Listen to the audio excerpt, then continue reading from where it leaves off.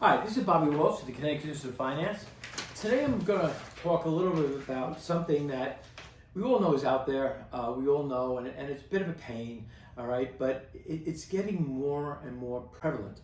And with the invention and the capabilities of AI, it's actually getting harder to pick out and to find and to protect yourself. And what I'm talking about is basically our guide to protecting you and especially seniors from fraud. We're finding a lot of my clients are stepping into a more active role in their actual parents' finances. If you're finding that, mom and dad have gotten a little older, they need a little bit of help, and you're kind of stepping in to help a little bit, you're not alone. This is very, very, very common. Some of us are helping aging parents navigate everything from healthcare decisions to bill payments. Increasingly, we also find that the first line of defense against financial scams. Older people get scammed more often. All right, fraudsters are getting more sophisticated, and unfortunately, older adults are being targeted more than ever. Whether it's phishing texts, fake tech support calls, or convincing-looking emails, or the Social Security or the IRS calling you up and saying you owe money, right? These scams are designed to exploit trust, isolation, and confusion. Losses among older Americans are rising extremely quickly. Kind of try to talk about what you can do and some basic stuff to actually protect yourselves and your parents. In 2024, consumers lost more than $1 trillion to scams worldwide, according to Global Anti-Scam Alliance. Over half of all consumers reported encountering fraudsters at least once a week. A recent study found that 2 out of 5 seniors over the age of 60 have fallen victim to some type of scam. While 37% of seniors were victims, 73% reported knowing someone who was. Of those scams, 49% reported losing money. The average amount lost was around $3,590. Thieves may wait months or even years to use this information, or they might sell it on the dark web, requiring you to stay vigilant indefinitely. Legal fees and other costs could add to financial impact if the identity theft issue is complex. Some victims even need to seek government assistance during recovery, highlighting the potential magnitude of the identity theft mishaps and hardships. While they may be considered inconvenience and real financial ramifications for fraud, there is also a psychological impact, including feelings of shame, safety concerns, and worries about loss of independence. Many seniors, when they get affected by something like this, they're a little embarrassed, right? So they don't even tell anybody of it, which can even cause more losses. Some of the scams senior citizens have fallen victim to include online shopping scams, tech support scams, phishing scams, internet fraud, and identity theft. So what is an online shopping scam? This occurs when cybercriminals portray themselves online as legitimate sellers of services of merchandise to steal personal information or money. They create fake websites that look genuine to impersonate legitimate retailers. Concealing the following information, right? Avoid clicking on suspicious links from unsolicited message or questionable social media ads. To be careful, type in the URL instead of clicking on search results as an unsolicited message.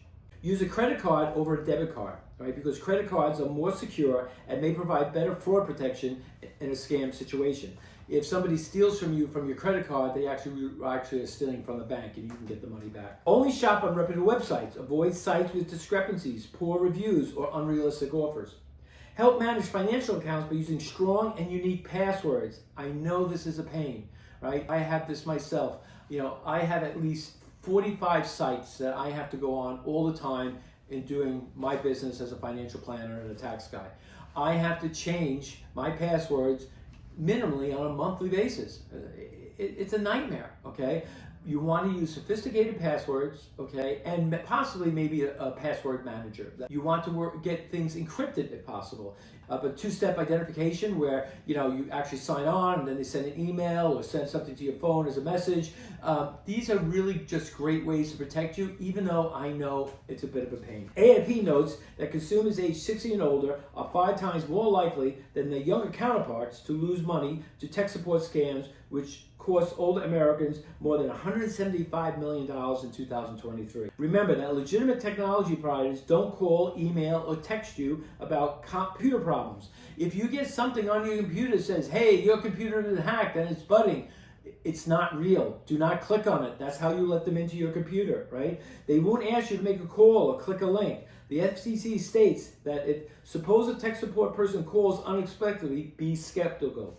So if this is your situation, you really have to look at it. It's better just to erase it, reboot the computer, and go back on. Phishing scams. This is a broad term for cybercrimes in which targets are contacted by email, telephone, or text message by someone posing as a legitimate person or institution. Victims and that are then lured into providing sensitive data such as identity, details, banking, credit card numbers, and passwords.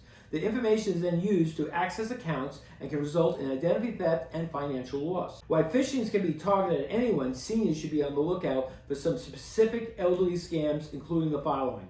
Medicare health insurance scams. They call and they say, hey, we're for Medicare. Medicare will not call you. Okay? If someone calls and says they're for Medicare, right, do not answer them. Do not give them any information. If you have real concerns, feel free to call us and we'll work you through it, all right? Or call Medicare yourself, not the number they give you, but call Medicare yourself and say, hey, what's up? Most times these are scams.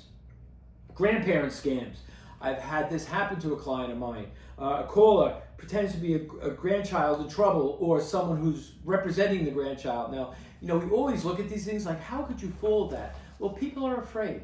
And they love their grandchildren, right? And they love their nieces and nephews. And they get a phone call. I had a person whose grandson had just been arrested in New York City, all right, and was going to Rikers Island unless he could come up with $7,500 in bail money. And the guy says, well, I don't have, he says, well, the guy had him go to his local drugstore and he bought $7,500 worth of gift cards and he gave them all the numbers so his son could get out of jail.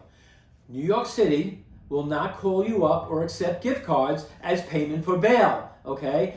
I know that sounds silly, but people do things that they don't realize because they're afraid, okay? They're afraid for their loved ones, all right? There must be a very special place in hell for people who do this type of thing. IRS or government impersonating scams. The IRS will not call you. They will send you a registered letter, okay? That's how it works. They'll send you many registered letters. If you get one, come in and see us. But if somebody says, we're from the IRS and we're going to arrest you next week, if you don't send us $5,000, that's like the prince from Africa who's asking for money and will give you the lotto numbers. It is not real, okay? And then charity scams. Deceive people by soliciting donations. They're not real charities. This can happen especially after highly publicized natural disasters. So we are right now in a situation where Jamaica is getting hit by a hurricane, all right? They will come up and say, we're representing these poor people in Jamaica. Your heart goes out and you send them a check for $100 and it's some guy in Venezuela, okay, who's just collecting your money. Make sure the charity is real. Salvation Army, the Red Cross, but go to their actual websites and make sure you're dealing with the right person if you want to deal money. You don't do this stuff through the telephone. Technology is a wonderful thing. The first main technology, I guess, as human beings we invented was fire, right? Fire caused wonderful things to happen in our lives. All our technology ultimately came from basically taking energy and using it, okay? But unfortunately, technology can also be used for bad things. For every good thing technology can do, there's somebody who can use it for evil purposes. So technology and artificial intelligence make scamming easier. Technology has made scams more commonplace. Innovation tools can be used to easily generate millions of highly convincing emails, text messages, and websites that can successfully trick even the most careful individual. If you can fool the digital natives out there, think of what they can do to you and your family. Artificial intelligence scams are on the rise, with AI-enabled tools capable of targeting consumers in highly sophisticated and personalized ways. Some of these latest AI scams include voice cloning, deepfake scans, and phishing email attacks. They can put your daughter's voice on the telephone and you will not be able to tell the difference, okay? In my business, we're having a hard time with this, okay? One of the things we do, if I get an email that says, Mrs. McGillicuddy would like to have $10,000 sent to XYZ from her brokerage account. But we're required actually to not act on that email because we don't know if it really came from Mrs. McGillicuddy, right? We have to call the person up, okay? But now people are also cloning and capturing people's cell phones, okay? So they know this, so they send out the message to me, they ask for it, I call up, and the person on the phone sounds like Mrs. McGillicuddy, right? We're in the process now, in this tax season, we're going to be trying to implement it to get a special code from all our clients. So if we call you up and it is a financial transaction, we're going to say, so we have a special code set up, all right? Do you remember what that was? Now, For the average person, this is going to be easy, right? And you're going to say, whatever happened to be your code was. Great, I'll have that in my base, we'll know who that is, and we'll be able to complete the transaction. The problem is, though, a lot of my clients are in their 80s. They got a lot of codes to remember to begin with, and we're not going to use this that often, so it's a problem, right? Because I'm going to call up and it's going to sound like you, and now it's an inconvenience to the clients, especially if they're in the 80s. I may actually have to ask if they don't know the code to physically come in here, or I may have to go to them, right? Because I'm going to have to physically confirm that that person really wanted the money and it's going to where they wanted to go. These are all things that we have to really, really be aware of. Many scams, as I kind of mentioned before, also go unreported. And the reason for that is people are embarrassed. You should not be embarrassed. You did not do anything wrong, okay? But we have to go after these people and basically make reports about it so we can stop it. If you get scammed, right, you want to make a police report. One of my clients, very sophisticated person, and she really didn't do anything, but somebody got her Social Security money, her place of business, called her up and said, we just got a request that you're collecting unemployment. She was still working. They put out thousands of these, and 3 of these have just happened in Trumbull that they reported to the police department. They take out thousands of these, hoping to find somebody who actually is unemployed, and they get your unemployment. Another one that we find happening is people file false tax returns. They get your Social Security number, they get your address, they get your job, and they put in fake information. They file the tax return, and they get your refund because they mark it down that, yeah, you paid way too much in taxes, and the IRS just sends the money out. Then later on, they take a look at it, but they base it on, that you're being honest. Like if you put down, you gave $20,000 in charity, they're going to take that. Well, maybe later on they might have ordered you, right? But they're going to take that information, they're going to send out the refund. Well, now, you guys come into me and sit down with me, and I go to file your tax return, and it kicks because it says it's already been filed. Now, you'll get your refund. They didn't rob from you, they robbed from the IRS. But it might take 1.5 to 2 years till you get your money. And it's a major pain in the neck. One of the things you can get through the IRS, if you're a little concerned about this, and I think it's always a good idea, call the IRS, and they'll give you a PIN number that's unique to you. Okay? So when you file your tax return, I can't actually file it unless I have that PIN number. That's a good way to secure your tax return. So different actions you can take to protect your family. You can take several steps to help your family manage attempted scams. Some involve technology, while others are low-tech and require conservative and perhaps a slight adjustment to your habits. Make sure family members they know to confirm any request of message before acting, especially if it's unexpected or unusual. If someone claims to be a relative or authority figure looking for immediate cash, have them call you or another trusted source who can actually confirm it's legitimate. Use us for this, okay? If somebody calls you, Social Security, the IRS, and you say, hey, they say I need money, I will tell you if it's a scam, and if need be, I will call them with you to make sure that you don't have a problem. Install trusted security technology on your family's devices, such as antivirus software or other tools that help you protect against phishing scams, deepfakes, and spam texts. Other options include password managers, identity theft protectors, and virtual personal networks, and two-factor authentications on devices and accounts. Look at also, and I'm not saying that you should use this particular company, but it's a very popular one.